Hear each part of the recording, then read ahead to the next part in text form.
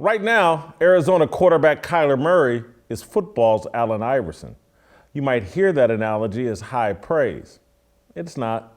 It's recognition of Murray's dynamic skill, diminutive size, and uncanny ability to answer the problems he creates for the Arizona Cardinals. He's a human highlight reel who will never win a title.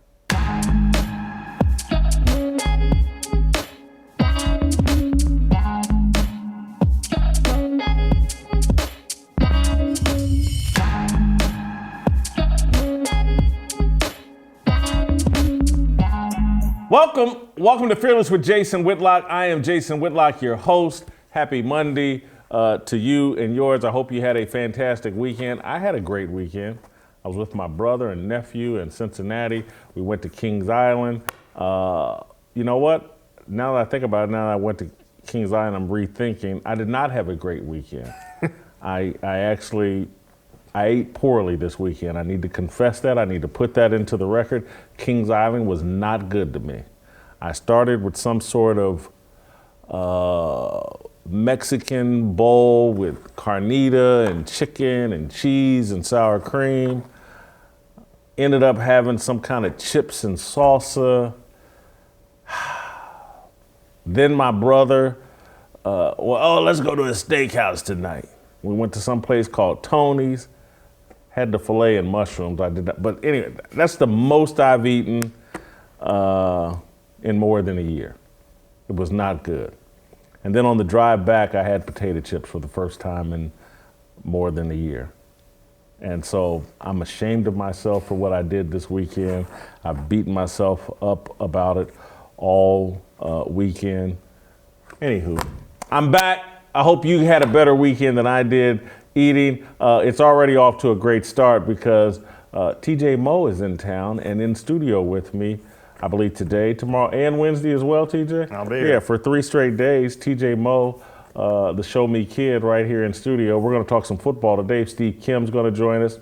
Last Chance You, Jason Brown, he's going to be here to help us talk some NFL football. And then let me warn you guys, I'm going to put the show House of Dragons to bed. I'm going to say goodbye to Lauren Chin, Jill Savage, Tiffany Odom. It's going to be a very tearful goodbye.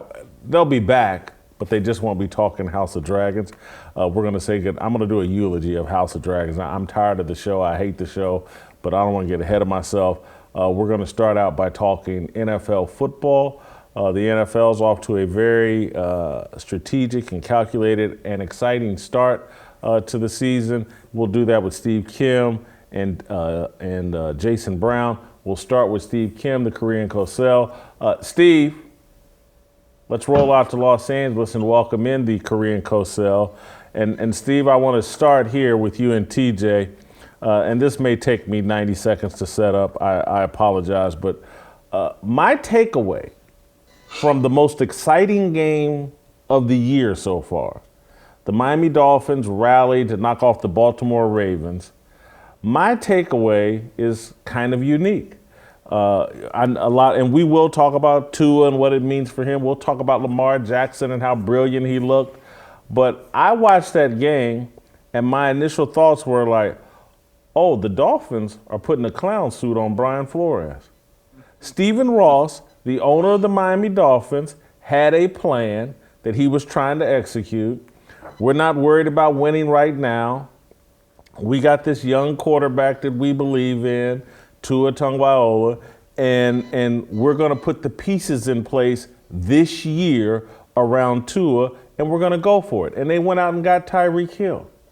And because Brian Flores wouldn't hop on board, they went out and got an offensive-minded head coach in Mike McDaniel who can exploit Tua, Tyreek Hill, Jalen Waddle, and the Dolphins, based off of what we've seen the first 2 weeks, they beat the Patriots. Turns out that's a decent victory. The Patriots beat the Steelers the other day. And now they come right back.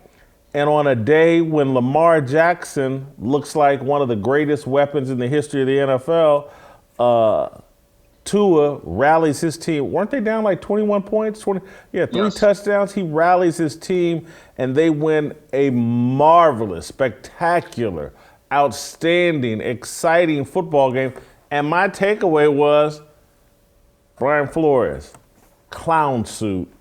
This guy, they had a plan they were trying to execute. And if you guys remember, the reporting is Brian Flores not big on Tua, not a supporter of Tua, and that was the friction between Brian Flores and Chris Greer, the general manager, who I might add, the black general manager of the Miami Dolphins.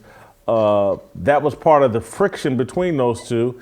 And right now, 2 weeks into this season, Chris Greer, the Dolphins, Stephen Ross, Mike McDaniel, these guys look pretty prophetic and right on the mark. I don't, who knows if Tua can sustain this, but I like the plan the Dolphins have put together. And I think it's a bad look for Brian Flores.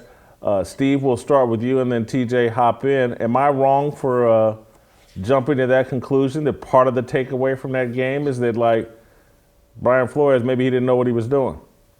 Well, first of all, good Monday to both of you guys. And yes, and look, there is a caveat. Tyreek Hill matters.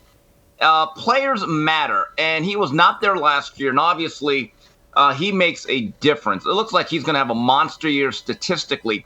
With that said, early on, we're only in the early stages of this long marathon called the National Football League season, which is now 17 weeks to go. But yeah, I think you make a really valid point. Look, when you draft a quarterback the way you did at number 5, I believe, the way the Miami Dolphins did, that's your way of saying for the next 12 to 15 years, you're our quarterback. So with that said, there has to be an alignment of quarterback/player, coaching, and then system.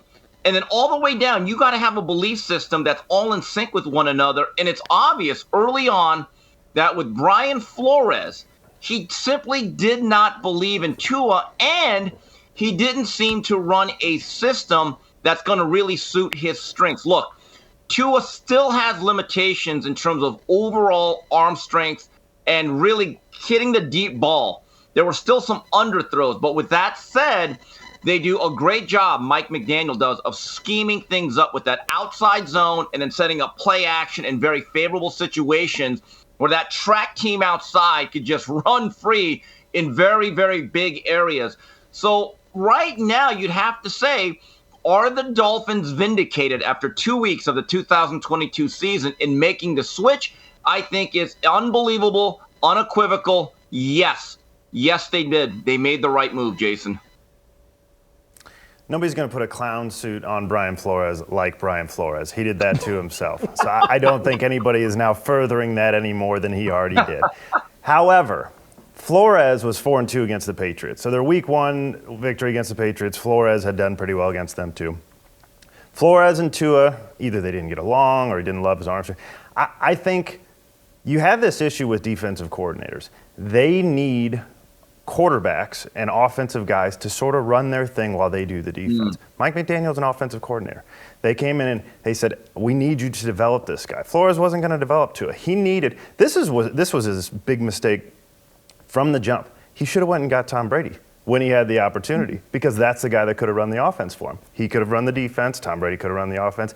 He went and got a rookie that he couldn't develop, had no business trying to develop, and said, well, he's my problem. I need a guy that's established. So it was never going to work. Like that, I like that argument, but and you're right, he objected or wouldn't get on board with the pursuit of Tom Brady because he thought it was unethical or whatever, and according to the NFL rules it is, but you know, to some degree, if you're not cheating, you're not trying. And so you're right, Tom Brady could have been a solution for Brian Flores, and you're right that defensive coaches a lot of times want to turn the offense over to the offensive coordinator and the quarterback and leave it alone. But what I don't like, or what I'm being critical of, is they had a plan that, again, Brian Flores wants to come in with a lot of ego, and Stephen Ross and Chris Greer. Brian Flores, no different than Charlie Weiss. We've seen people come off this Bill Belichick tree and think, well, I'm just Scott Pioli, who was the general manager of the New England Patriots or had some kind of title with New England. I've seen people come off that Bill Belichick tree and think, I'm baby Bill Belichick. Or I was as big a part of the success there as anybody other than Belichick, and I can do exactly what Belichick does, and I'm going to operate the way Belichick does. I saw Scott Pioli bring his ego to Kansas City and his all that we accomplished in New England, and no one can question him. And I can remember Scott Pioli took all of us out to the media, out to a dinner, and yelled, when he first got there, yelled and screamed at everybody. And this is like what cracks me up with people that don't have an understanding and certainly don't know my history or whatever, but you know, anybody can get it from me, and Scott Pioli got it to his face. I'm like, man, who the hell you think you're talking to? This is a bunch of grown men in this room. And we went at it from day one. I started calling him Scott Egoli in Kansas City, and I murdered this dude for 2 or 3 years, and people, the whole time I was killing him, people in Kansas, oh man, you're being too hard on Scott Pioli, you know, blah, blah, blah, he's just no. And then as I was proven right, people started sending me apologies and, well, you saw it before everybody else. And I tried to tell y'all, Charlie Weiss, we saw him go to Notre Dame and talk about how brilliant he, Brian Flores in the same way. We've seen a lot of these people get off of Bill Belichick's ample tits and all of a sudden they think, you know, I'm the smartest guy in the room, just like Bill Belichick. And that's what I think happened here with Brian Flores. The Dolphins actually had a winning formula and game plan. Tua may not be the strongest arm quarterback in the league, but if you've met this kid, and I have, he's a great young man. He's someone that's going to be a student of the game. He's going to be very, very coachable. And so they're like, man, all we got to do is put the right pieces around him. Well, that's the thing, right? Because they went and got what he had at Alabama. At Alabama, he had the 4 best wide receivers in the country all on the same roster. They actually brought Jalen Waddle to the team, and now they went and got Tyreek Hill, the Blazers that can, to some degree, make up for his lack of arm strength. But they didn't have that under Brian Flores. Again, don't think Brian Flores knew what to do with it, and so it wasn't going to work anyway, but they didn't have it. Didn't have it, but if they're sitting there saying, hey man, just be patient, we're gonna get the right pieces, and Brian Flores is like, well, it won't matter, Tua, you know, I don't like Tua. They're like, with the right pieces, and again, there's so much separate, there's a couple of passes that Tua threw to Tyreek Hill, there was so much separation, I could have hit it. I could have hit those passes. Anyway, Steve, I'll give you a final thought on Brian Flores, then we'll switch to a more specific conversation on Tua. I'll be honest with you. When it comes to Belichick, I would never hire anyone from under that tree, because it turns out that tree, what's the secret to it?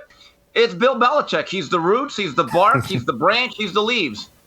Even Josh McDaniel, who I think was ready to have another coaching job, I'm looking at the Las Vegas Raiders and I'm thinking, the autumn wind ain't blowing. I mean, they are now 0-2 on the verge of losing this season.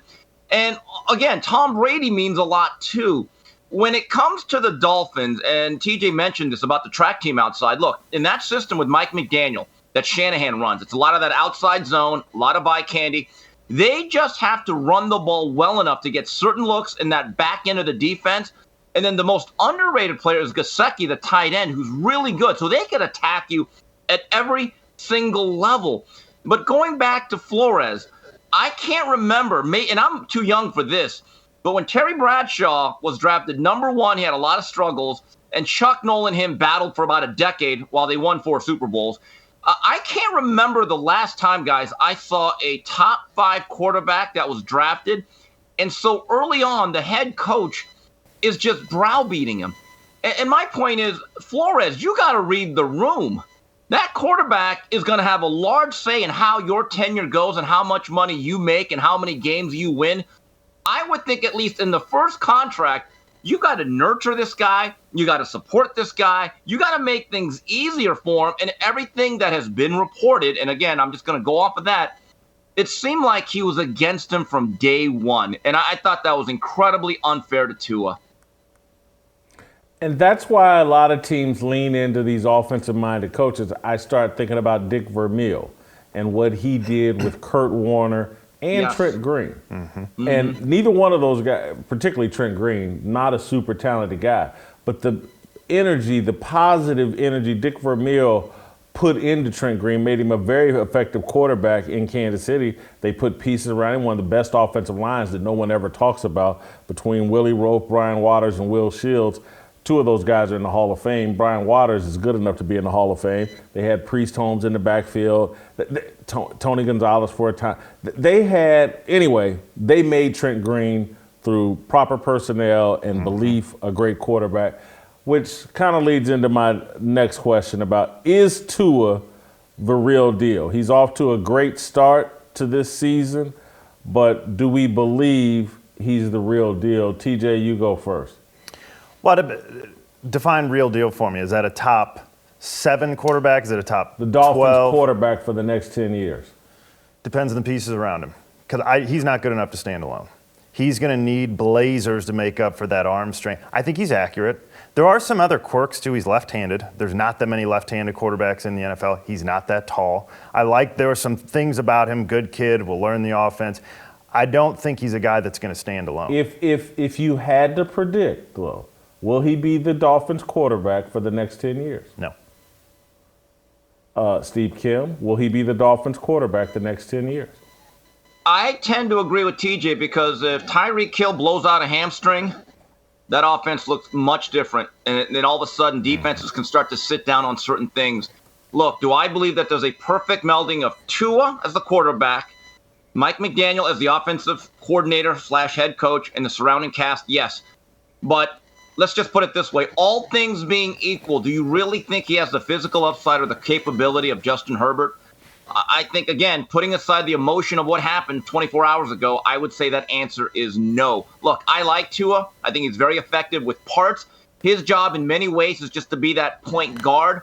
But again, all things being equal, do we really see the physical upside of, let's say, him against Josh Allen, or the pure arm talent over an Aaron Rodgers, or the overall intangibles and leadership of a Tom Brady? Again, let's not make too much out of this. Let's see where we are in late October, November, as the league gets more of a look at this new offense. Success breeds confidence. This is the old chicken and egg deal. And by putting these pieces around him, Mike McDaniel, the speedy receivers, eventually that success can take on a life of its own. And it's no different than the bubble, the cocoon Tom Brady lived in New England. If he's in a different organization, they don't have that defense and all the championships and winning early on, does Tom Brady become who he became? If they don't, in 2007, they put Randy Moss on the team? Yep. And the next thing you know, Tom Brady starts throwing the ball like he's Peyton Manning, and he becomes a different quarterback. A year or two of what's going on right now with Tyreek Hill and Jalen Waddle, if he gets a year or two into that and has that kind of success, then I think you just never know who Tua Tagovailoa may turn out to be. I think there's a chance he could be their quarterback for the next 10 years. There is a chance. Let's not forget his injury history. He has been injured since the day he stepped on campus at Alabama. Even before, in the spring, he broke his finger and missed a bunch of time. Tweaked his knee, had several sprains, broke his hip, had to be carried off the field, has had ankle injuries his entire career. I think last year was one of the first years that he was relatively injury-free. This is the NFL. You're going to take some hits. So this is not a guy that I think is durable to be here 10 years from now anyway, especially at his size. Switching topics, but also staying in. There were two incredible comebacks yesterday. The Dolphins and what they did, and then Kyler Murray in Arizona's second half was just as unbelievable, maybe even more unbelievable.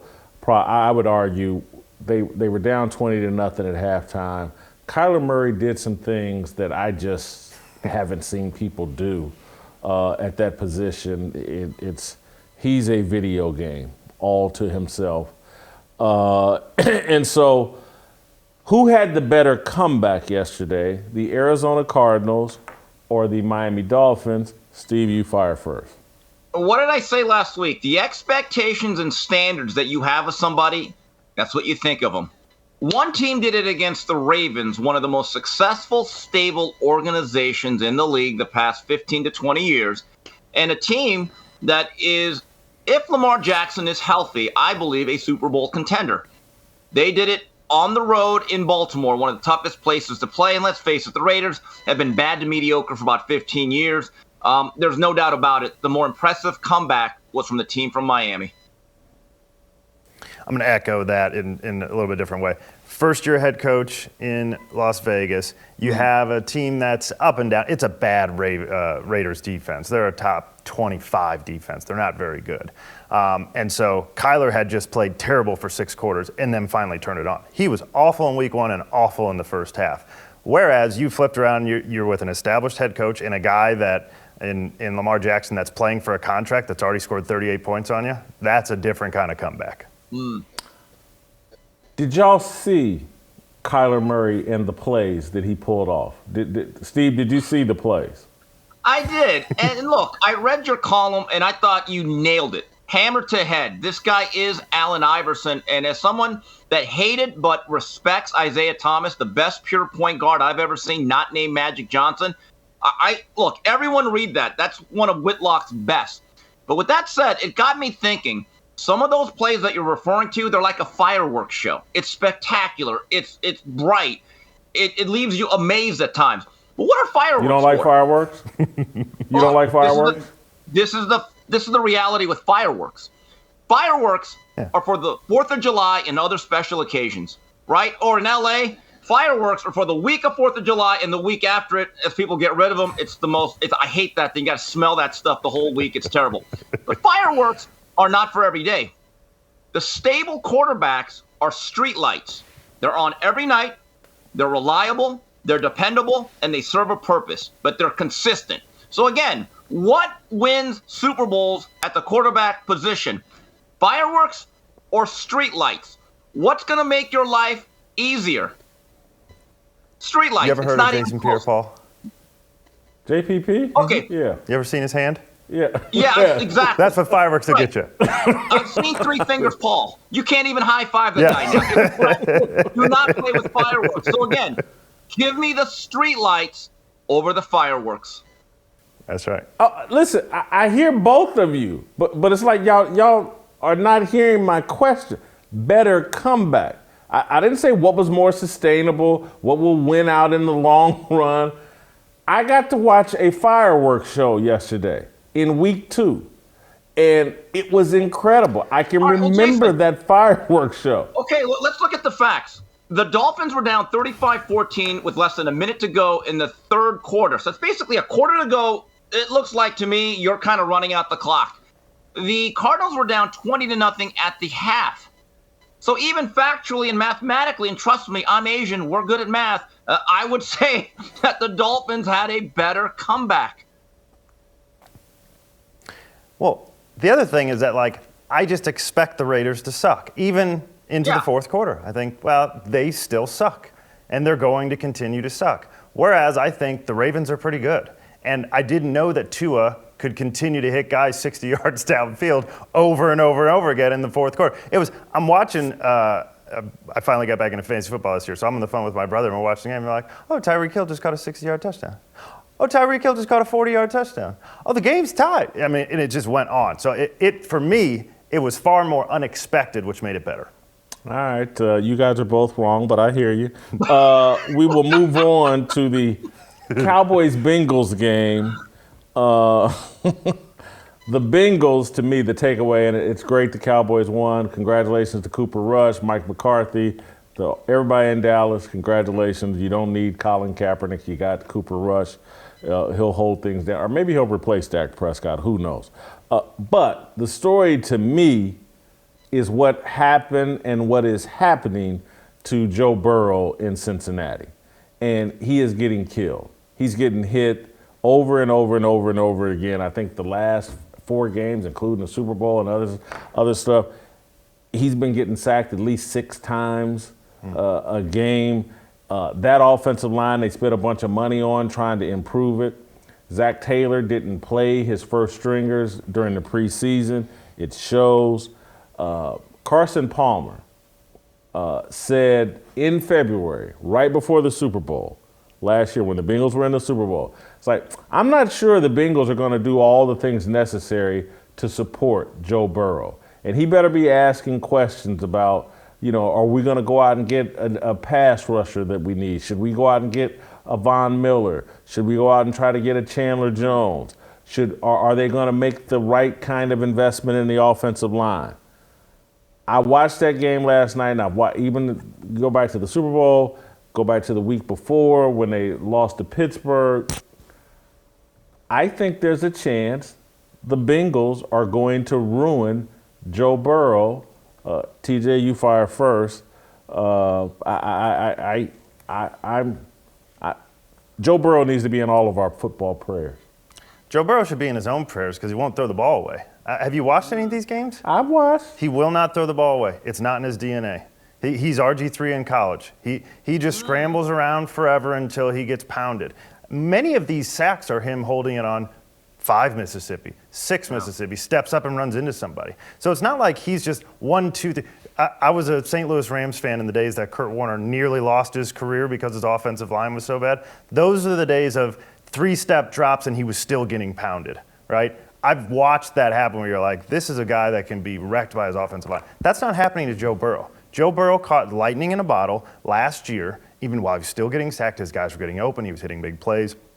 He had a Joe Flacco-esque Super Bowl run. We haven't seen Joe Burrow on this level, aside from that run, be outstanding like this. Had his injury in the first year, had an incredible run. He may just be coming back to the mean of he needs to learn how to be an NFL quarterback. Got to learn when to step up in the pocket, got to learn when to take the check down, and got to learn when to throw the football away. And he's not doing any of that. I put this on him more than I do the Bengals coaching staff.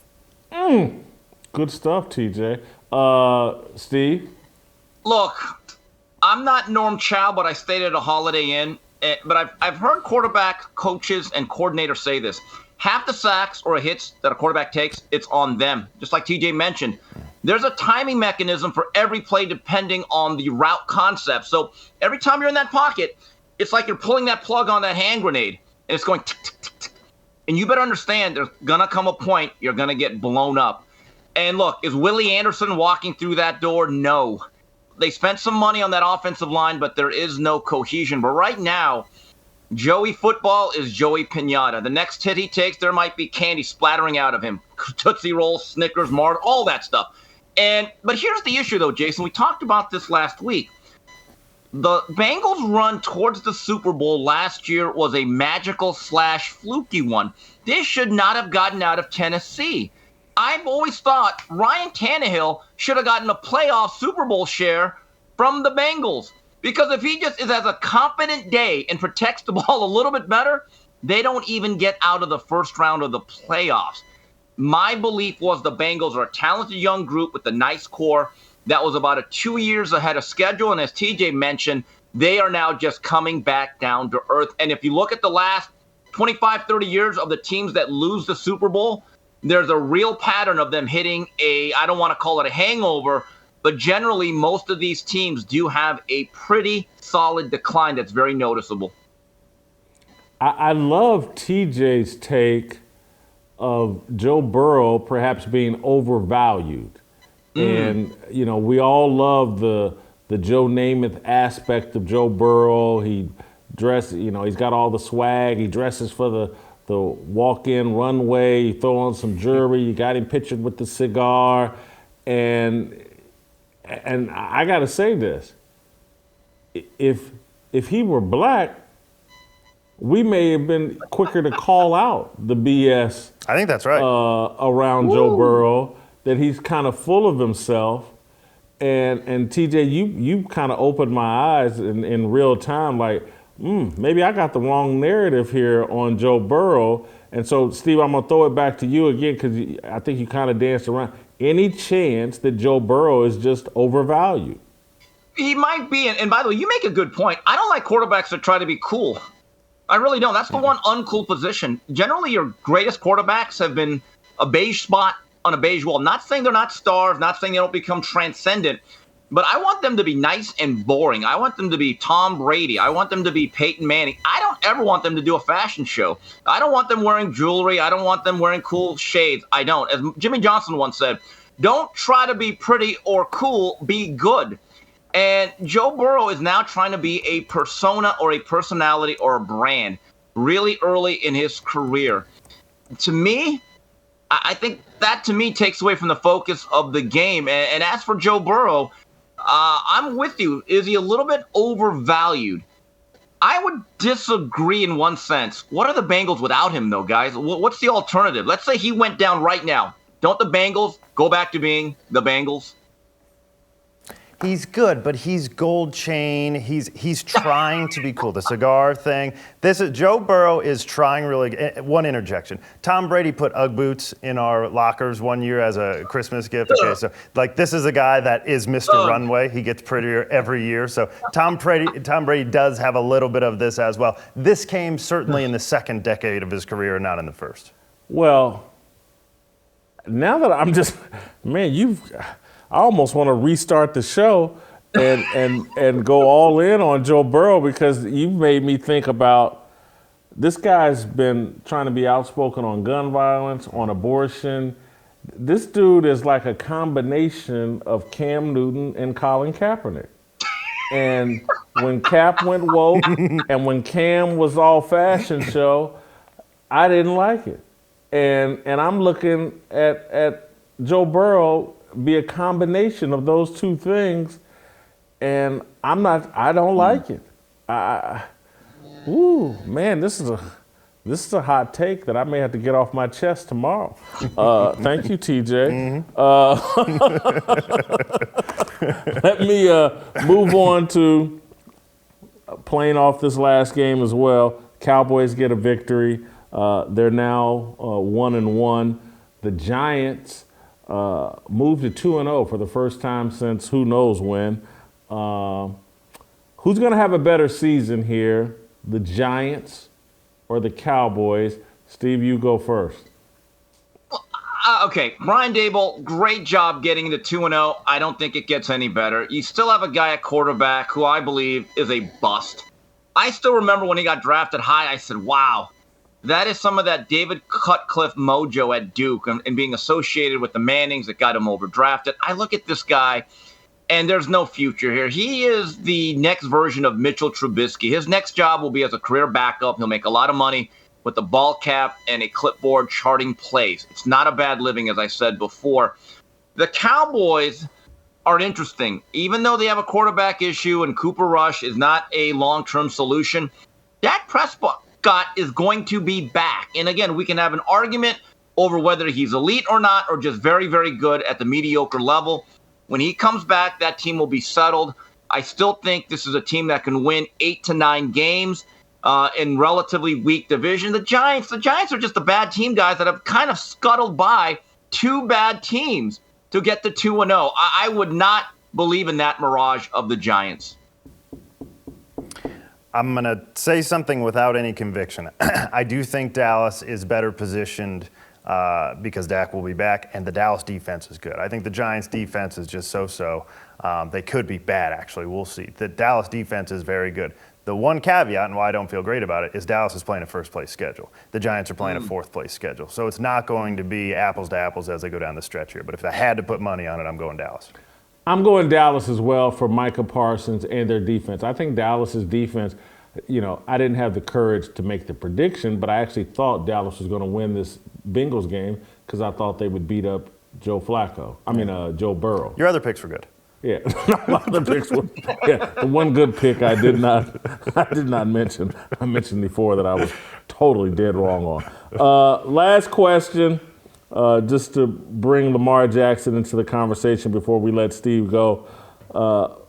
Better one-man team, because that's what Lamar Jackson showed yesterday. I believe Hadley gave us a stat that 89% of Baltimore's rushing and passing yards are attributed to Lamar Jackson. All 7 of their touchdowns, either he ran or threw.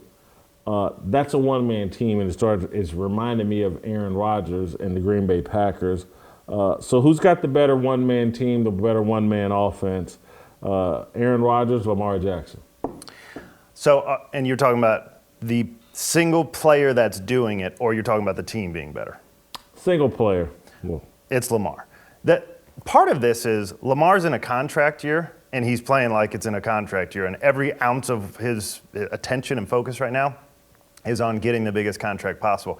Aaron Rodgers is going on Joe Rogan, and he's on over at Barstool, and he's doing stuff with Pat McAfee, and he's just hanging out. Like, he's actually taken to heart his relax, RELAX. He's Mr. Cool. Hey, I lost Devontae. We'll make it work. Don't worry. The Bears gave him a bit of a game yesterday. If there is a single guy going to do it this year, it's Lamar, and you saw it yesterday. Didn't work out in the end, but it wasn't his fault. he did fumble. That fumble ended up turning the game. Fumbled on the goal line. No. Steve? Okay, well, look, TJ says that Lamar can do it all. I'm just wondering, can he play some free safety? Because Ed Reed ain't walking through that door. I mean, that was some – I don't know if Ed Reed – I know Ed Reed's alive. He was still rolling over in his grave. That was some of the worst defensive back play I've ever seen on the back end protecting a big lead. But I'll say this. I don't think that Aaron Rodgers has to be a one-man team. I was really impressed with the Packers running game and their schemes, those misdirections and the counters that they're doing. And they have a bit of a thunder and lightning with Dillon and Jones. They have to reinvent themselves a little bit because right now they do not have a Jordy Nelson type outside. That's the clear number one, certainly not a Devontae Adams. Now, Lazard is back. And trust me, all my Packer fans inundated me after last week's show. Lazard is their number one, and I say in name only. That's the way I feel about it. As long as the Packers understand that offensively they have to be a little bit more methodical. And as the great Vince Lombardi said, they create a seal here, and they run the ball in the alley and let those two guys kind of bang away and chip away at defenses. I think they're going to be okay. When I think of Baltimore, the nucleus, the centerpiece is always Lamar Jackson, because if he doesn't, I don't think that he has the luxury of just leaning on a running game and saying, I'm going to hand the ball off 30 to 35 times, then eventually take shots as I get single high. I don't think he has that luxury. And like TJ said, this man is playing for a $500 million contract. I mean, if there's ever a year he's going to empty the bucket, it is now in 2022. So my answer is Lamar Jackson. Yeah, this may be one of the greatest contract pushes we've ever seen in professional sports. And, you know, I know he's only 2 weeks in and it's a marathon, but my God, pay him whatever he wants. And again, and I say that knowing that I don't think it's sustainable. I don't think him running around and doing and being a one-man team, I don't think it's as sustainable as Aaron Rodgers' version of being a one-man team for so long. But I'll say that, pay the man. Pay, even if you pay him on Friday and he gets hurt on Saturday, it was worth it. He's giving you everything. He's giving you everything. His attitude's been great. He's all in on your football program. If it never gets any better, he's different than Cam Newton, who I worried about whether that was sustainable. But the whole time Cam Newton was doing it, I was like, who's he really doing it for? What's his real agenda? Is he ever really, and I loved Cam, but I was like, is he really ever going to win a Super Bowl? With Lamar, it won't be a lack of effort. If he doesn't get a Super Bowl or isn't able to sustain it, it won't be because he didn't prepare or wasn't attempting to be a champion and to be the best player he possibly can be. Pay the man, give him his money. I want to interject, actually. He's a one-man team now. If you pay this guy $500 million, how good can you possibly be? Remain a one-man team. Well, Yeah. He'll remain a one-man I wouldn't pay him for that reason alone. He's 25 years old. He gets crushed. That dude gets hit all the time, and he's not a sturdy fella. Oh, he put on weight this offseason. Yeah, I use it. 15 pounds of muscle. Yeah, that ain't much. I mean, he's Speak gonna. for yourself, TJ. I'd take 15 pounds of muscle right now. Well, TJ. Yeah, go ahead. I'd take 2 pounds of muscle. I'll say this. Lamar Jackson's lasted longer than Trey Lance. I mean, look, and maybe we'll talk about this later in the week. I hate to be cold-blooded about this. I think the Niners upgraded at quarterback. They just became a Super Bowl contender again. I think that's one of the big stories that we're going to have to look at in the next upcoming weeks, guys. But again, that style of quarterbacking, I also worry about that with Josh Allen, who I love. I think he's truly elite. But TJ makes a point. Anytime that quarterback is forced to run or you have design runs, I think you are taking an unbelievable risk. And if I'm Ken Dorsey of the Bills, that part of the playbook, unless it's the playoffs and I need a first down specifically late in games, I'm throwing all that stuff right out the window. Steve, you almost made it through an entire show without taking over the conversation and taking it in a different direction, but you just did it. You couldn't help yourself. Fearless with Steve Kim. Omaha. All of us, we call audibles. This is what we do. We don't. You do. You do. Don't put a we in that. You do. You do, but, we've come to expect it. One last thing on Lamar. His legs are going to go at some point. We saw it with Michael Vick. We've seen it with every quarterback that's ever happened. His legs are going to go where he can't run for 89-yard touchdowns like he did yesterday. He doesn't have the arm to overcome that. So right now, they get to crowd the box, so it gives him one-on-one. So his arm looks pretty good. He's got a really good arm for a running back. That's who Lamar Jackson is. Oh, jeez. Pay the man his money. He's worth it. I don't care if he gets hurt. I don't care if he doesn't win another game. He's earned $500 million or whatever they pay these quarterbacks. Get a man his money. All right. Thank you, Steve. Anything else you want to throw? You got another topic you want to throw? You want to give your House of Dragons take before I let you go? Yes. More Damon. Make it the House of Damon, and I'll speak to you later this week. Thank you, Steve. All right, youtube.com/Jason Whitlock. Hit notifications, hit subscribe. You can email us and me at fearless@theblaze.com. Jason Brown, Last Chance QB. Next.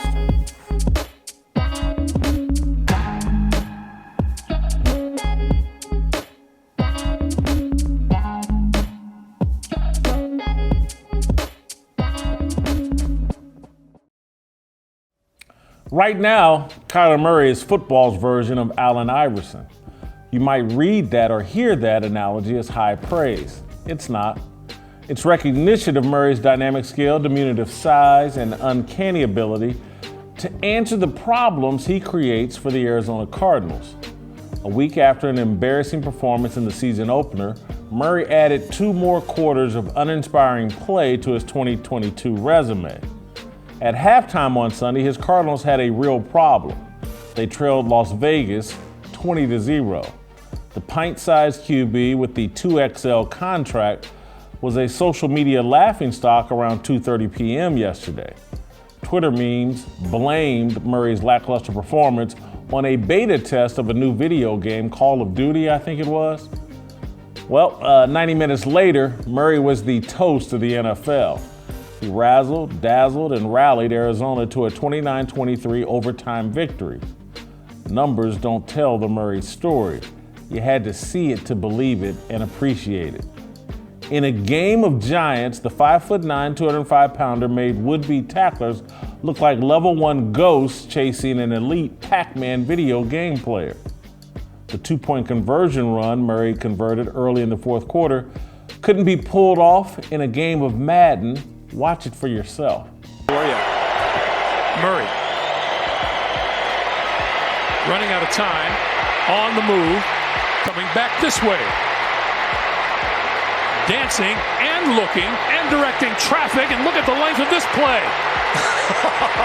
Murray to the 10, to the 5, and he's going to convert it. That's unbelievable. It's crazy. It was absolutely crazy.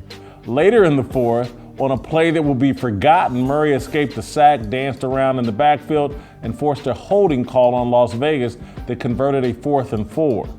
4 plays later, Arizona tied the game with a Murray touchdown run and a 2-point seeing-eye laser to receiver A.J. Green. Kyler Murray is the answer. He's also the problem. Same as Allen Iverson.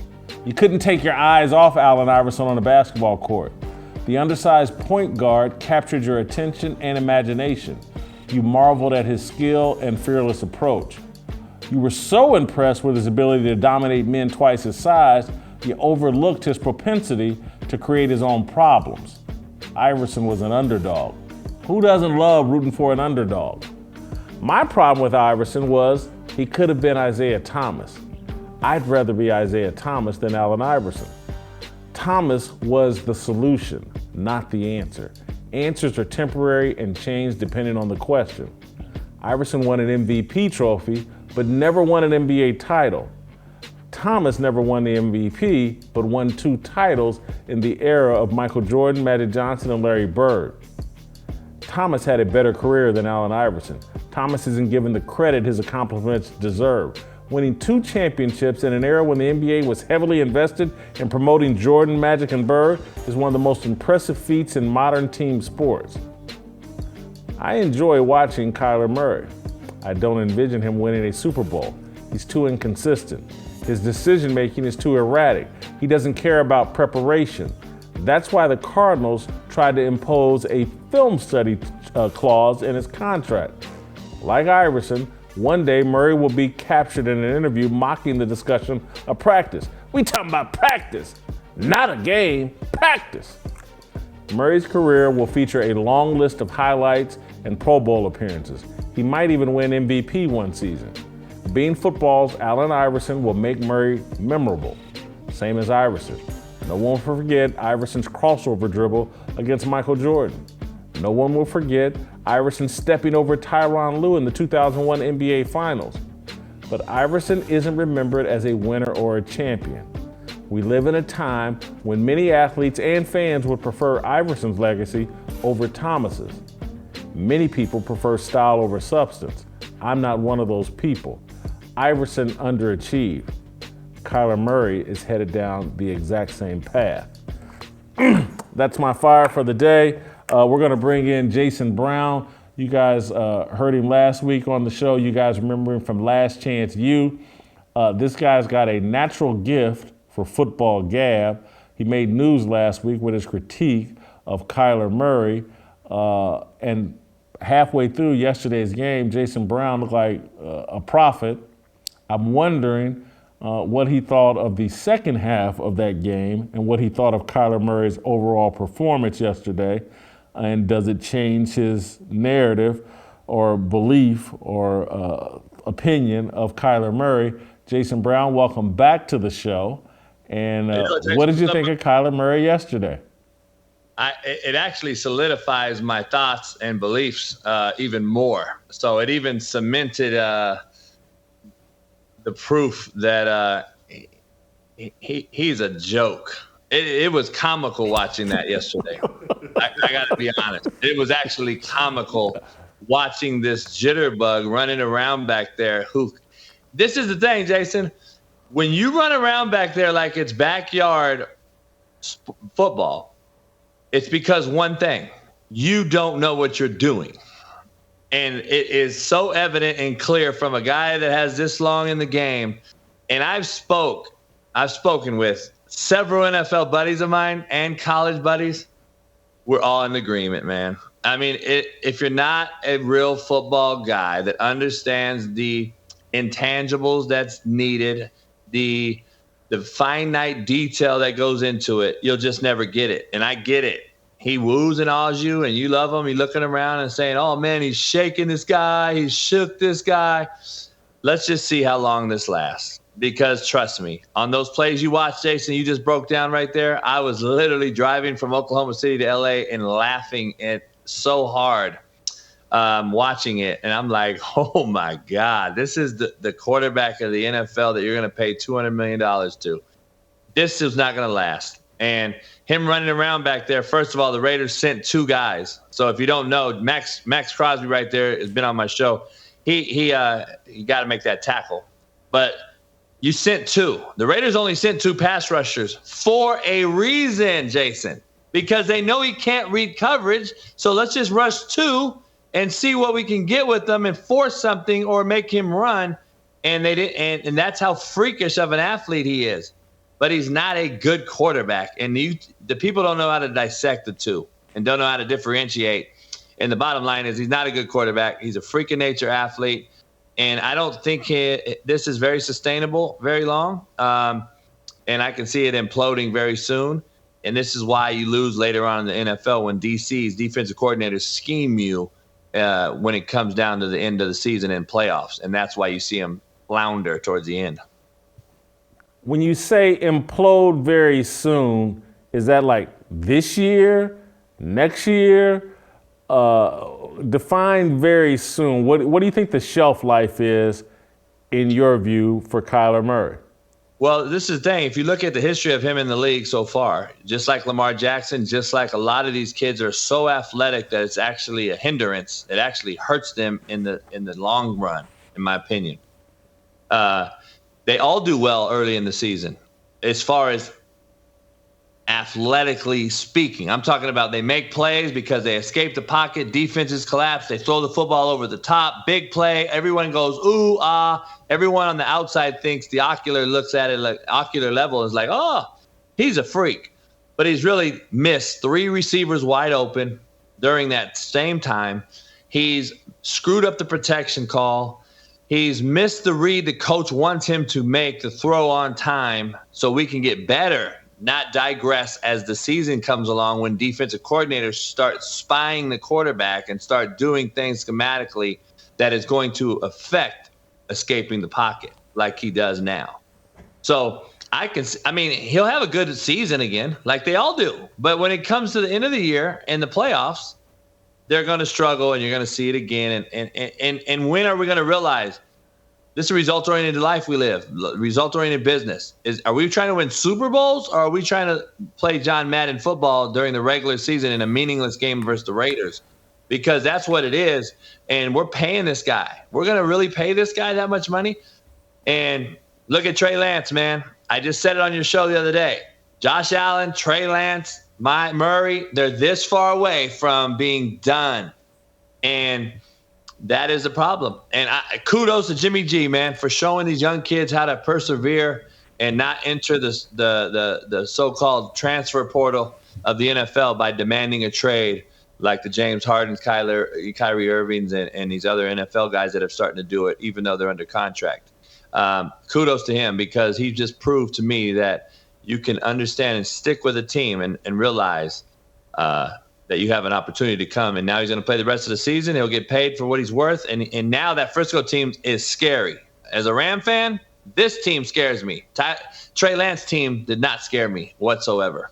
And that's what you don't understand. People don't understand the bigger picture. Here's a stat for you, Jason. 77% of the transfer portal kids in college, which is spiraling upwards, in my opinion. I'm going to call you Baby Steve Kim. Go ahead. Keep going. Go ahead. Go ahead, Baby Steve Kim. What do you want to talk about? Now, this is the stat that's not out there, though. 77% of the transfer portal kids out of 6,600 kids in the portal, 77% of the kids who have left their school because they did not start, that meaning they lost a job, they entered the portal. 77% of those kids, the starter they left for, got hurt. How about that? You just stay there. Just stick it out, bro, and have some tough skin. You'll be starting. But now you're in a portal, sitting there, twiddling your thumbs. And that is what coaches are allowing it instead of coaching it. Parents are allowing it. And now we're seeing the same thing spiral upwards in the NFL. NFL guys are demanding trades. And kudos to Jimmy G for sticking it out. And now he's going to win another 13 games and top his 71% NFL win percentage, which is an all-time high. Let me ask you this. The other guy that had a great game yesterday and led an incredible comeback, Tua Tagovailoa. I wanted your thoughts on Tua. Is what we're seeing from Tua, is that potentially sustainable? I got to watch his game because I'm not a believer in Tua. I have to go watch this game. I haven't. I'm not going to put my foot in my mouth. I know he threw for 469 and 6 touchdowns. So I'll never comment on something that I haven't seen prior. And that's what I just avoid. People always comment and they stick their foot in their mouth. You know, I respect that. Twitter haters hate me and you and talk about it, and they don't know. They have a clue about what we do. I saw some throws he made. So he made a throw to Tyreek. One was late as hell, high. Tyreek made a play because he's Tyreek. The 2 touchdowns that were long balls were so badly thrown behind him, and he had to wait on the football. If you watch it closely, he really, really sits back, and he really, with that left hand, ball's being delivered a completely different manner in the NFL. You can ask any receiver. Left-handed balls spin differently. They rotate differently. The whole thing's different. He really, really sits back and cocks balls like he's throwing a grenade, which I do not see sustainable in the long run, not only for your cartilage in your ribs, which people don't realize is a big thing quarterback-wise. It starts to wear on you. Not only that, it's just mechanically, he is so off center and kilter, and his base is so off kilter that he throws balls like a grenade. And you can see him. They're late. He throws so many late balls. His arm is not that strong to throw the ball that late. He's not Aaron Rodgers. He's not Mahomes. He's not Allen. He's not Herbert. He has to throw the ball sooner. Start throwing guys open instead of waiting till they're open. That is a huge thing in the NFL, and Tua struggles there. But he has Tyreek Hill, who's still the most explosive weapon in football. And when you get him the ball in space, that might be an Alabama thing. That where playing at Alabama, you get away with some bad habits because receivers run wide open. You're playing with the best guys. That may. Let me ask you about a quarterback where you don't have to have seen the game in particular, but this is one I have to admit that I think I've been dead wrong on. And Colin Cowherd, when I used to work at Fox Sports, was always hammering this guy, Matt Ryan. Was always hammering, and I was always defending Matt Ryan. I know he's 37, but he looks god-awful in Indianapolis. He was horrible yesterday. They get crushed by Jacksonville. And I have to eat some crow because I'm just saying, Colin Cowherd for years is like, man, Matt Ryan is just overrated, overvalued, and I defended him. He looks like trash right now. What are your thoughts on Matt Ryan? Is he a guy that perhaps has been overrated and got away with playing with Julio Jones and playing in a dome and just, is he overvalued?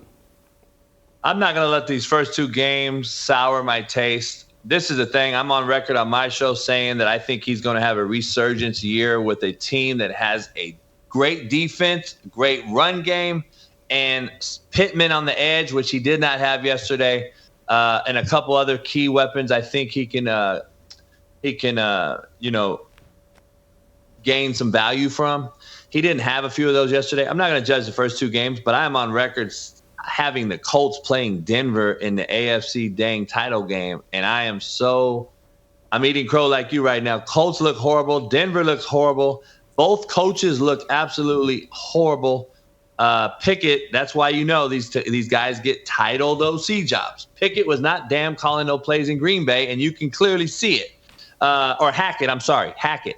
So the play on 3rd and 1 yesterday with Denver, they run a trick speed option play. I mean, come on, man. It's 3rd and 1 in the NFL. This isn't, San Jose State playing Troy. And that's what I don't think we understand. Frank Reich has disappointed me, for a motivational standpoint as a head coach. You're a manager of men and you're a motivator, number one, or you shouldn't be a head coach. For that speech to go in there and say, you know what, it's a new year. You guys are playing for your money's the motivator. I'd have been like, listen here. They beat you last year and kept you out of the damn playoffs. And now let's go get some get back. Nothing was said like that, and it blows my mind. And you go get mollywopped by a team that is probably one of the worst organizations in professional sports, Jacksonville, and get blanked. And I'm still going to say Matt Ryan to defend Matt Ryan a little bit. So if you don't give up 28 points on defense, he's a Super Bowl winning quarterback too, which has put him in the 1 percentile. Now, if it was a fifth, we'd all be drunk and all that too. I get it. But he had an opportunity to put that game away in New England, Super Bowl game, but he did torch New England to get him up 28-3, that he should be a Super Bowl winning quarterback. Now, he's not. So I understand what Colin says, but at the same time, he's like top 10 in yards. He's like top 10 in completions, touchdowns in NFL history. That is a 1 percenter. So I don't care about all that other stuff. Yeah, you haven't won one yet, and you look horrible right now. But he's also was in Atlanta. Majority of his career is kind of the Detroit of the South. They weren't very good his years. Besides coming a couple years, they had an opportunity to win Super Bowl. Other than that, they weren't very good. And I think the Colts are a team that he can have a resurgence with. So I'm not going to renege, man. This ain't spades. I can't renege. I'm going to stay in it. I'm going to keep saying that Matt Ryan's going to have a great year to finish. Hopefully the Colts figure this thing out on defense, because that's what's putting the offense in bad positions that people don't realize, and get Taylor going, because the running game was null and void yesterday. It was absolutely zero. And if you can't get him going, Matt Ryan has no shot because you can't play action pass. You can't boot naked him, which he's great at. And that's what he does. You can't sit Matt Ryan's 37-year-old stale self in the pocket and expect to dissect things. They're not that team. They're not built like Tampa Bay right now. I saved the best for last. Lamar Jackson yesterday, other than a fumble, had one of the greatest performances I think you can have at the quarterback position. I know they lost the game, but I can't blame Lamar Jackson. You're critical of Lamar Jackson, but to me, right now, he looks like the dual threat version of Aaron Rodgers. Aaron Rodgers is a terrific one-dimensional passer who early in his career could run a little bit. Lamar Jackson is a dynamic runner who can pass well enough. Do you care to reconfigure your point of view on Lamar Jackson? The guy's in a contract year, and 2 games in, you couldn't be knocking it out of the park any better than he has. Let me state, first of all, so all these people, because they think I hate on him. I love Lamar Jackson. I know his character. I know guys that coached him and recruited him. I love the kid. I would have loved to coach Lamar Jackson in college. He's a freak, right? He's the guy you can win with in college. He should have won a natty. This is how good he is. Now, you said passer. I'm gonna correct you. I'm gonna say he's a thrower. He's not a passer. There's a completely different deal. He's a thrower. His mechanics are probably bottom 1 or 2 in the NFL. His platform, his delivery, his feet, everything is what you do not want. He is just so gifted. Now, he threw a slant route yesterday that I saw that I'm like, okay, finally throws a ball in the meat, in the teeth of the coverage, which you do not see him do. He always throws over the top. He always throws quick game. He throws balls over the top after the boxes collapse because of the run game, and he gets big plays over the top. Yesterday, he threw some balls that I was like, okay, he threw a ball in the teeth of the defense. I want to see it. I hope Lamar Jackson proves me wrong. I hope he does, man. I'll eat crow, like you say, and have no issue saying I was wrong. But to date, so far, I have not been wrong with any quarterbacks I've talked about in 20 years. None. Vince Young, RG3, Carson Wentz, Baker Mayfield. I can go on and on. Ryan Leaf. I can go on and on and on. White, black, blue. It don't matter the color. I'm going to tell you the real, and these guys are not sustainable in this NFL thing for long. Because eventually, Lamar Jackson can't keep running this offense, which is going to allow defenses to play normal coverage. When you play normal coverage in the NFL, now you start doing things to defend a passer. And right now, Lamar is a thrower and a runner. So Lamar had like 200 yards rushing yesterday. He's doing college stuff in the NFL level. And that is not sustainable, especially after you pay him $250 million. Now, having said that, kudos to him, man. I want to just clap it up for the guy because he's betting on himself, which is hard, especially a young brother that's against the world in the end of the day. He don't have an agent, which I think is a mistake, but he's betting on himself. And god dang, if he gets it done, kudos to him. I couldn't be a bigger fan of his doing that. I'm not a big fan of him playing the position of quarterback. He does deserve the money, though, because if Deshaun Watson got it, damn, he needs to get it. And he's had no off-the-field issues. He's won an MVP, regardless of what you think about it. He's won one. He's on pace to win a second one right now during the contract year after he told them, no, I don't want that money. So he's betting on himself and putting his money where his mouth is, man, and I couldn't be more ecstatic for the kid as a human. As a quarterback, I don't think it's going to sustain, not for long. That's what the NFL stands for anyway. I don't see it happening. But the style of Harbaugh's style of his play, and along with him not being able to sit in the pocket and dissect coverage on a consistent basis, is going to until he can go from thrower to passer, which means, okay, I know where to go with the ball. I know what happens when my first read is dead. I know where to go with number 2. I know when to throw the football away and not waste my breath running 40 yards to gain 1 yard. And if you do those things that he did yesterday, Jason, be honest, how many more years do you think he's going to run 75-yard touchdowns in the NFL? How many more years can he do that? Not very long. I'll be honest. Yesterday, I thought even on that run, I was like, oh, I think he may have slowed down a little bit. That safety almost caught him. The DB almost had him. The DB almost caught him. Yeah. I don't think it's going to next 10 years. Next 10 years, if you had to choose between Lamar Jackson and Kyler Murray, who are you taking? Oh, first of all, I don't believe in 10 years, I believe both of them will be afterthoughts, and they're either going to be journeyman quarterbacks. Lamar Jackson is going to be the Randall Cunningham of his generation, which is unfortunate. Unless they change some mechanics on him and see if he can become a passer, he'll be the Randall Cunningham. He'll be a journeyman. Kyler Murray's going to be – he better go play baseball. There's no way in the world. I would bet my house on it after watching yesterday's game where all these cats are hitting me up. Oh, the JUCO coach, what you feel about Kyler now? It's funny that the crickets come out after the guy wins a game finally.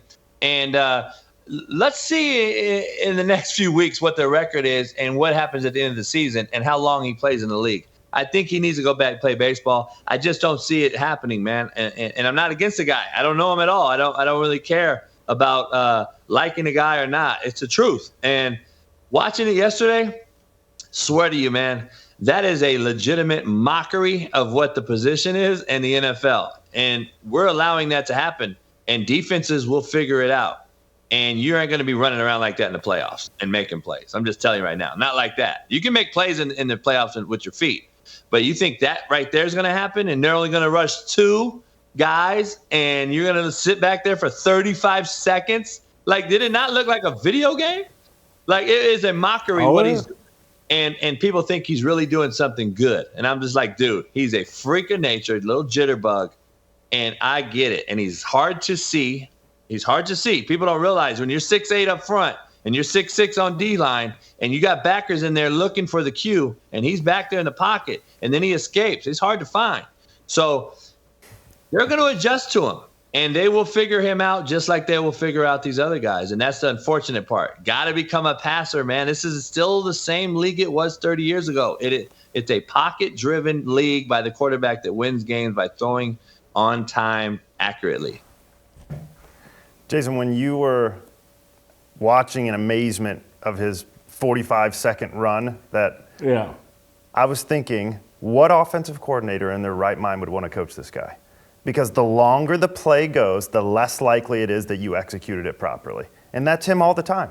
The play just keeps going because he doesn't execute it properly. Peyton Manning had the ball out of his hands within seconds. Now, he couldn't run from me to you within 10 minutes, so I understand there's a different dynamic. But the best quarterbacks get the ball out of their hands and to their playmakers. If you're the best playmaker on the team, which you're going to have to be if they're paying you $45 million a year, then the second you slow down, you're worthless. And if you're the guy that's got the clause in their contract that makes sure you're studying the playbook, I don't want you. I'm going to say right now. Hey, JB, I know you watched a little basketball in your day. Say it again. What do you think of my analogy of Kyler Murray to Allen Iverson? Man, I did not like that analogy. You know why? Because I would take Iverson all day just because he has nuts and guts. Kyler don't have that. Kyler don't have no nuts and guts, man. Iverson's got nuts and guts at least. Now, was he a winner? No. Either is Charles Barkley, who I think is top 10 player of all time. He didn't get it done either, and neither did Dan Marino. And those are great. I mean, those are great players. But like you said, man, I do like the analogy of Isaiah and him being compared because at the end of the day, I think you said, the answer compared to the result, or I don't know what you said. It's a result-oriented business. It's result-oriented business. It's result-oriented life. We only know what you did lately and what you did at the end of the day when your career ended. Kobe Bryant scored 61 points his last game at whatever years old he was, 40. So you're going to remember that forever. You're going to remember Iverson, like you said, crossing over Lou, practice, all those things, but he never won. And he won game 1 against one of the probably best teams of all time that I've watched in my career, in that Laker team that went 15-1 in those playoff run. That was their loss. The game 1 in Staples Center. And the Lakers go on and beat them 4 in a row after that and blow them out pretty bad. But Philly team, if you look at that team, they had like Eric Snow, they had like McKee, they had like that roster had no business being in the finals. And that was all because of Allen Iverson, because he was tough, nuts and guts. And I remember Sports Illustrated years ago did an article about the toughest figures in sports. And it was always Iverson and Brett Favre, because they never missed a game. They never missed anything. They played everything. You imagine Allen Iverson sitting out for load management like a Kawhi Leonard or something now? Hell no. How you gonna say Kyler Murray has no nuts and guts? The guy's a midget. He's 200 pounds playing a big man's game. How you gonna say he got no nuts and guts? Just because I know certain things he does to avoid certain things that he does, like practice, like certain drills, like certain things. And that's the part about it. A lot of these guys, it's not the same cut from the same cloth anymore, man. We used to love to practice. Even though Iverson's talking all that crap, we used to love to practice and compete, though, growing up. And I know Iverson wanted to do the same thing. Those every day was an opportunity. These guys don't think that way no more, because we already paid them the bag. And we already have given these kids Lamborghini car keys, and they haven't even driven a car yet. They don't even know what they're doing. And now they're like, what? Why do I need to go practice hard to get better? And you see these guys that get the money. Go look at the guys that have gotten money over the last few years, basketball included, baseball included. Look at their career. They haven't gotten better. They're growing down because they've already got the money. And they're not out there grinding, being the first one at the office 5 a.m. in the facility like we used to do. We used to do that because we wanted the bag. And the bag wasn't even close to what the bag is now. So just imagine that times 10. It's tenfold now, man, in a bad way. And these cats are getting so much money that how hard do you think that is to go home and say, oh, man, I'm probably go to Dubai tonight. We'll get on the private jet and fly to Dubai. I'll be back for practice. I'll get with you guys, wide receivers. We'll throw when we get back.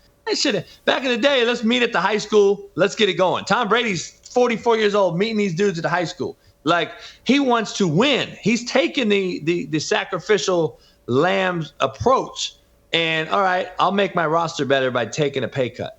Do you think these cats are doing that nowadays? Who's doing that?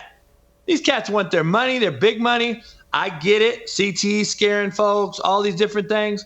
And look, man, I get all that. But at the end of the day, we're evaluating and judging these cats on greatness. There's not a great quarterback in the NFL right now besides those last few 3 or 4 guys, man. Rodgers, Brady, and Rodgers, man, if he can't get another Super Bowl, he's not in my Mount Rushmore. He's the number 1 ball spinning quarterback of all time, elite passer of all time. Not in my top 5 as far as quarterback, because at the end of the day, you're judged by wins and losses, and that winning that Lombardi trophy is what it comes down to. And the Rams can get one. Stafford, I'm telling you right now, I'm putting Stafford above Aaron Rodgers. Stop it, JB. Look, you're a natural. You're one of the most natural broadcasts. If you got some work ethic as it relates to this broadcasting thing, one day I'm gonna be working for you. Because you got opinion. Take Matthew Stafford out of Detroit last 10 years. How many rings do you think he could have had? No, I don't care where he went. We don't know. He just had one of the best playoff runs of all time last year, season 1 with a team that has some competency behind it. And look what he did. If he wins another one this year, people have to question, shoot, could he have won a couple more and been in the Hall of Fame already with 3 or 4 rings? Because I'm telling you, Matthew Stafford's a top 5 ball spinner of all time, too. As far as straight skill set, Matthew Stafford is legit. Now, you got to put that in your question box, man.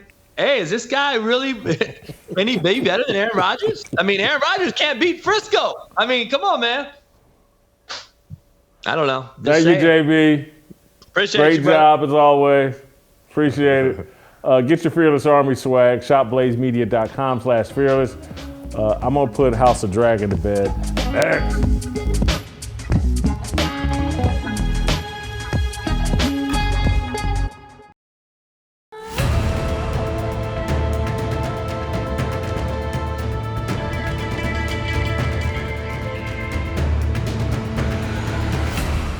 All right, welcome back. Welcome back to a special funeral for House of the Dragons for this show. I'm done with the show. I'm over it.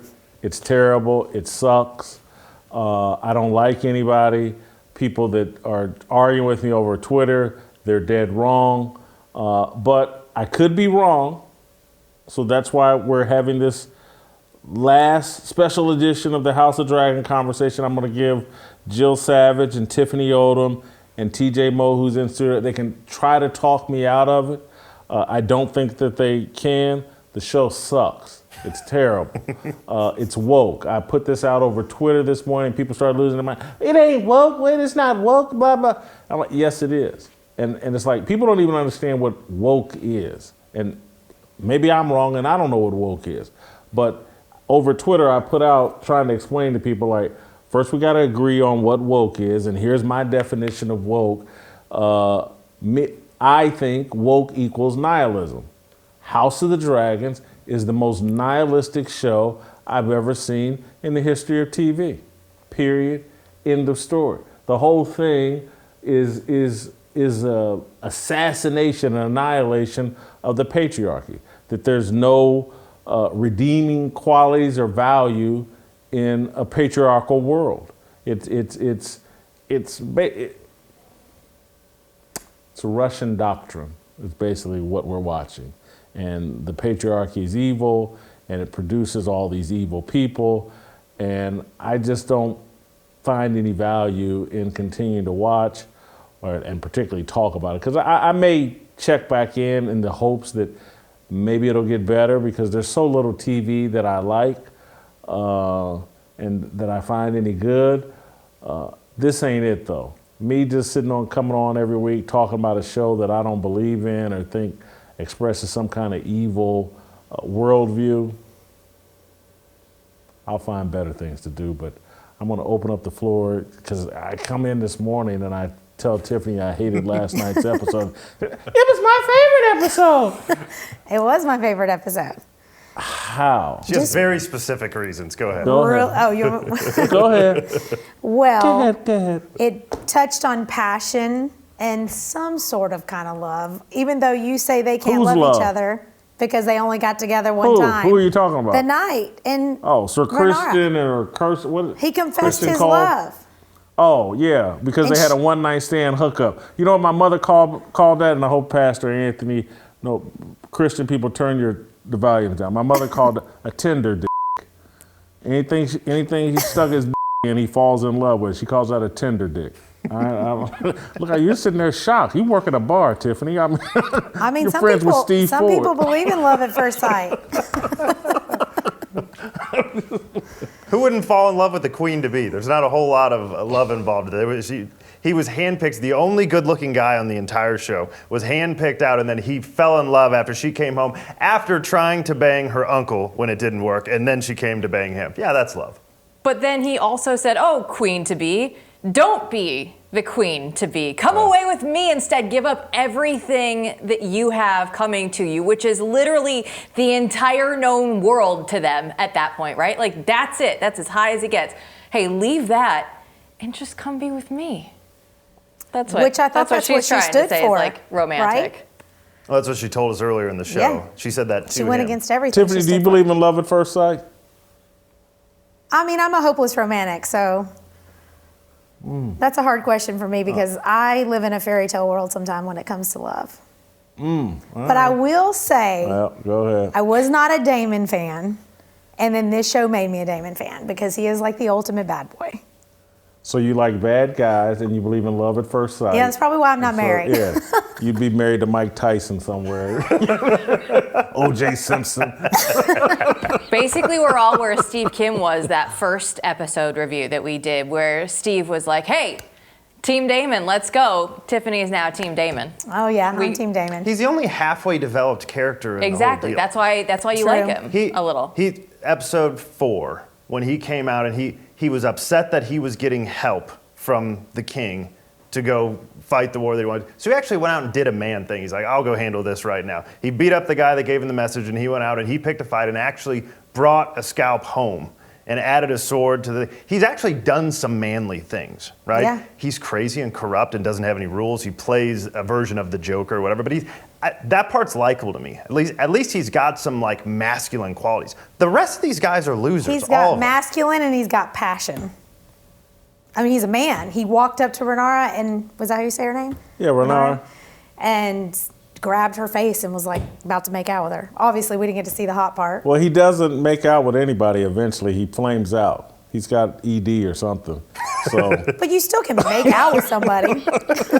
There's no little blue pills back then. It's the medieval days. He's got passion and drive. Sorry, Damon. I'm sure they got some kind of little potion they can cook up for him to help him get over his ED. But does anybody? So Tiffany, you liked last night's episode. I thought it was the best episode so far, the wedding scene. Yes.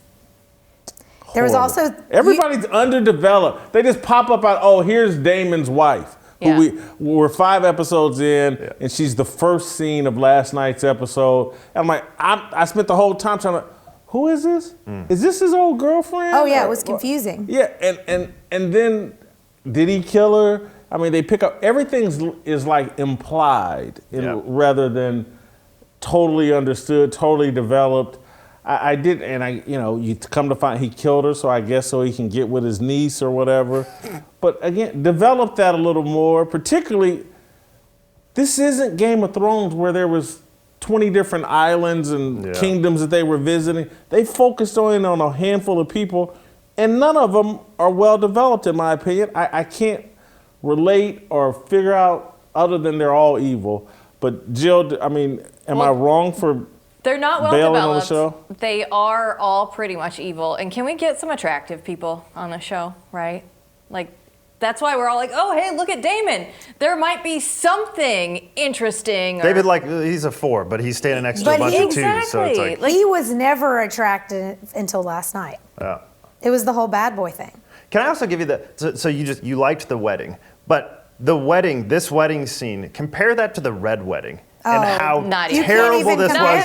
It was terrible. That's what I'm getting at. Like, this how far have we dropped our standards here? I've never said this show was great, but that was the best episode of the 5 that we've had to watch. That is probably true. It gave us the most, at least, to talk about in that episode last night. And you look at it, and we've been talking off air about the king and looking at him, and this is something that we've talked about every episode of the king being very weak. He's always injured. He's never really in charge, always being undercut by everyone around him. And then last night, he's coughing up blood, which, again, they don't have little blue pills, and they probably don't have anything to clear out the blood in your lungs back in the day. Leeches, they just drop leeches into your stomach. You're going to die, but we've been told episode after episode after episode, they're alluding to, oh, the king is going to die. You better get your baby ready to be king. You better get ready, take a husband now if you're the princess in waiting. Like, you have to prepare for this.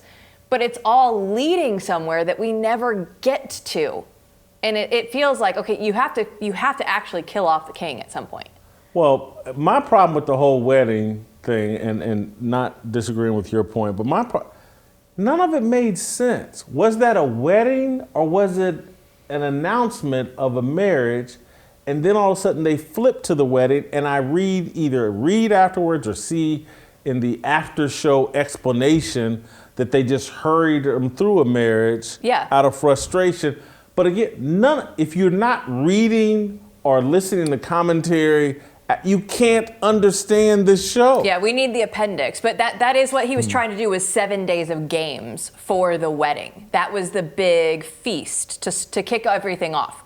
And then because, we have to kill a couple people because it's a Game of Thrones wedding, they said, oh, we're now going to just have a shotgun wedding here tonight. We're going to make sure that this happens and the two families come together. That's where I got lost, because I heard the same thing as her. You make a great point, because they don't fully explain that in the show. Jill, you made a good point when we were talking off air, that when the queen came in late and she was wearing green, that's the kind of stuff that I like. That's like, you don't need to explain that to me, and then later on we can figure out, or if you read the books, why was it important that she was wearing green? Because in her family, you wear green when you're going to war, and she was going to war now with the princess. That's the fun stuff. That's what the old Game of Thrones stuff did. But they're not even explaining the most basic storyline. So it's like you're confused, and then something interesting happens. And then you're confused some more. So it's like the storytelling here is so bad you can't keep up. Here's what great TV does, and what Game of Thrones and other great TV does, is the green dress deal should have been mentioned in episode 1 or 2, and then it happens in episode, and you go, oh, that's right, and then you put it all together. Mm-hmm. I didn't know what the green dress. I didn't even understand why. I was like, why is she showing up late? I'm sure this had to be on her royal calendar. Where's her? She's showing up late. He's right in the middle of starting to give his speech, and here comes the queen walking in, and I just didn't understand. When Damon just showed up and walked in, it didn't make sense to me, and I could, hold on, now he's got a seat at the table, but Tiffany had explained they brought the seat up or whatever. I thought he was coming in to get his woman. Well, wasn't he banished before that? Yeah, he said, but I don't want to see it again. He wants to marry her. But yeah, you don't just walk back into the king's court, though, and say, that's my seat. He was taking what he wanted, so that's why. I told you, that's when he got on my radar. But got steamy. He's been banished, and again, just like, and look, this is 200 years in advance. Maybe the security system wasn't as tight 200 years ago, but my understanding of Game of Thrones is like, some guy that's been banished, the King's Guard would have been like, hey man, what are you doing here? You don't have access to this. Let me check your badge. But he just walks in, and everybody, straight up to the table. Yeah. Not like, hey, you're sitting over here in the cheap seats, just right up to the main set. None of it explained. And I just don't understand how none of this can be explained. It's like a puzzle that they want me to figure out every Sunday, and I'm like, nah. It's a puzzle that you're missing pieces to. Yes. Right? You get to the end of the puzzle each week and you're like, but I still have 5 pieces that aren't here. Are they under the table? Where are they? And you do have to do extra reading. So to that point, yes, they need to do more. You got to watch the post show to understand the Correct. show. And that's lazy, right? And this is where I'm going to defend them. To me, that's become commonplace in TV now. That all of these shows, because this was my problem with Breaking Bad the last couple of seasons of that. It's like Vince Gilligan would talk to his friends in the media, and he would explain the episodes to people, and the media critics that I would follow, they'd have all these detailed explanations. Here's what's really going on in Breaking Bad, and it would elevate those writers. I can't remember the guy that either worked for Grantland or The Ringer or whatever, but the writers would all be in, and they'd be, oh, that's the expert you got to read, and it would elevate that person's profile. But I'm just like, what happened to TV where I didn't have to? The Wire is a very complex show. I didn't have to read the post-show deals to understand what was going on. The Sopranos, I didn't have to go read a bunch of stuff to understand what was going on. These shows now, and to me it started with Breaking Bad, and people get very upset when I criticize Breaking Bad, but it started with Breaking Bad where it's like, well, reading this extra stuff is part of watching and enjoying the television show.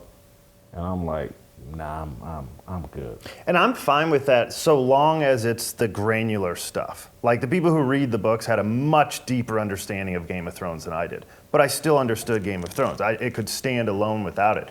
You alluded to this a minute ago. Give me breadcrumbs. I want to see something that I know is going to come up, like store that away. That's going to come up later. Those two people don't get along. But all it is like you have very little character development. You're like, Damon's evil, he plays by no rules. That's all we got about him. The princess is just vain and conceited. That's all the rules she plays by. And so it's just going to be whatever's beneficial for her. The king's weak, and anybody he talks to will talk him into whatever they want him to. So it's like, that's all the character development we have. And so there's nothing complex. It's not a thinking man show. And we were expecting that coming off Game of Thrones. Coming off Game of Thrones, there was always some other, where's this kingdom? The 7 kingdoms, and what about the landing? And I was always trying to piece stuff together. It's like, even at the beginning, you're like, how does this map make sense? And I don't have to do any of that now. I'm just waiting for something stupid to happen. I can't remember this about Game of Thrones or not, but take Tyrion's character. Wasn't it in season 1, didn't we know that his mother died during childbirth? Yeah. And that was part of the reason his dad hated him? Besides the fact he was an imp and wasn't the most manly person, but it was like, my wife died. And what made Daemon evil? Just being a Targaryen? Give me some little background on why he's the way that he is. His brother, why is brother so weak? give me some background. That's what's missing from the show. Well, and HBO says because Rhaenyra is a bisexual is kind of what we're assuming now, with her girlfriend at the very beginning, and then of course the knight that she's sleeping with. That's her redeeming quality, right? She's going to be the queen, but hey, don't worry, she can love whoever she wants to, except for the gay man that she's now married to. That's going to be a problem. Yeah, And the gay guy's black. They had to do it. I didn't even. That was probably my first of many last straws last night. Was just like, I know that pop culture has decided black is the new gay or gay is the new black or whatever, and I'm just not on board with it, and it just irritates me. There's not a television show. You can go back to one of my favorite shows, The Shield, and that doesn't have a black gay character. I don't know why I can't think of The Shield, the cop, the black cop that was gay in The Shield or whatever. I still love the show, but every show has that, and I was like, here we go. Even 2,000 years ago, we were the black people, and it's like, you take Game of Thrones.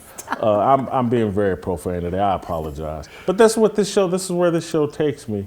Is because even Game of Thrones, they had the eunuchs. The only black characters on Game of Thrones, they were all eunuchs. They were all ballless men, and now they done added something, and I just sound old. The least manly thing that's happened in what is maybe the most feminine show on television right now was the gay black guy crawling over to the guy that had just been beaten by an actual man and laying on top of it. That was the least manly thing that's happened on television in my life. That was bad. Yeah.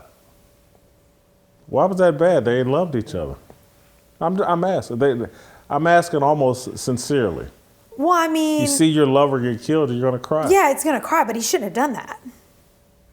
Not in those times. What? That he's gonna be. He what wasn't is the really word? thinking this through. When He we was just started thinking reacting. he shouldn't have done that, I would have started with letting that dude enter him from the rear. So, so I would have started then. Crying when he dies. I see a guy get killed, I may cry. Well, you're at your Yeah, that wedding. was like he said. That was super. No, feminine. that wasn't his wedding. That was That was the first day of The first day a of the party. game. Got it. You are being. It's an organized wedding. Yes. Right. Your friend gets killed. It was wedding week, the we're gay all sex partying. out. That's the best man at his wedding. He got killed. Yeah. I would have been fighting the guy that just killed him. I would have Yeah. been crawling over, crying over That his was dead body. that was a very feminine trait. Well, it's Hillary Clinton's gay son It in ain't this more show, so we feminine have to than keep letting that him in enter mind. you from the rear. Trust me. I'd rather cry than let the dude enter But me he was from the rear. he was like crawling to him. That's what I'm saying. It's like, do you want the masculine response? You go take out that knight. Yeah. That's the masculine response. It's not a crawl while you're crying They've over a bloody already body. identified the guy's not very manly. They've already told you that. Yeah, well, that was my point. I said that's the least masculine scene that we've had. He followed through. Well, I'm just glad they didn't show the more or the less masculine scenes. Anyway, they tried to. Weren't they on top of each other? They did throw in some gore. Did you see that guy's face? Yeah, I saw that. I don't know what. I'd rather see that than the makeout scene we saw about Oh, I 20 agree. minutes That earlier. was. I mean, the detail in the gore on this show is really good. The graphic. As like a the makeup detail. artist, you appreciate that. That was yeah. No, I get it. Stuff like that stands out. Like I I told get you, it. I like the crab scene where they're like eating on their legs. It looks so real. They do a good job with that. Do you know how much money they wasted on this show? Like, do you know how much money CGI, whatever, on those dragons? Like, every time a dragon comes on screen, it's like 10 million, but I know this from the regular Game of Thrones. The amount of money they have to have wasted on an unbelievably bad show is hundreds of millions of dollars. But they will argue it's not wasted, and to me, it speaks to the importance of the show. They know young people are watching, they know how important it is to culture, and there's a message they're trying to get across. And again, this is why I'm out on the show. And the message is there's no redeeming value to the patriarchy, period, end of story. That's the point of this show. It's nihilistic. There's no redeeming value to a social order. That's what they're saying. There's nothing good here. It's basically what they're saying to the world. And they want young people to believe this life, this world that they've constructed, there's nothing good here. And man hasn't produced anything of any value is the point of this show. Nihilistic. That's the woke perspective. Now, they're also lacing it with the white man has not produced anything of value, but overall it's just man hasn't produced anything of value. And I reject that. And they're letting the main character and the princess go into an open relationship before she's even married, right? They've discussed having the open relationship of, marriage, who cares? What? We're just gonna do this because we have to do this, but not because it's a real thing. That's why I would say, and I'm calling it nihilistic, but it's a satanic show. Yeah. They're basically saying, you know what, with everything in the Bible, man was created first, he should be the leader, man should marry off to a woman and develop a family. They're arguing all of that is BS and it's the ruination of the world. And just throw all of those rules out. And young girls, if you really want to be free, bang whoever you want. Young boys, if you ever want to be free, bang whoever you want. Any of this order that's been created by the Bible, by religious people, throw it all out the window and just do what thou wilt. This Aleister Crowley may as well have written this show. I didn't put this fully together until you started talking there, but even because there were articles we read after the show about, HBO lets homophobia rear its ugly head. Smokescreen. Well, maybe, but also, is it just a continued development to show how evil the white man is? Because he's the one that he beat up and killed one of the two gay guys in the show. As soon as he found out he was gay, had to kill him. And so the point is to show the victimhood. And that's why this is my funeral for House of Dragons. Things would have to take a dramatic pivot. I agree, no one's trying to talk me out of it. Tiffany just enjoyed last night's episode, but you're not trying to talk me out of it. I don't think it's like a great show. It's not Yellowstone. It's not Yellowstone. 1883. Yellowstone, we need to It's talk not even about the that. What is that, Flintstones. November 14th? Is that what you said? November 13th, I think. Or 13th, Yellowstone? But who's counting? Coming out. It's woke too, but I'll explain that to you another Kevin time. Costner. Kevin Costner and Rip. Kevin Costner's the hottest, and Rip has, I like what he stands for. You like what RIP stands for? I just like the way he talks to a woman. Yeah. I can't stand Beth. I know you can. I can't stand her. She's over the top. But anyway. All right, we're done here. Play tomorrow. We'll see you tomorrow. Came like a fighter, striking like a ladder, making all these moves for freedom. I want freedom. No negotiation, my sister, no relation. We all just wanna have freedom. Sitting on the corner, never been alone. I'm breaking my back for freedom. Blessed, we are living, get back. We are receiving, all deceiving. We all wanna be free. We want freedom. I wanna be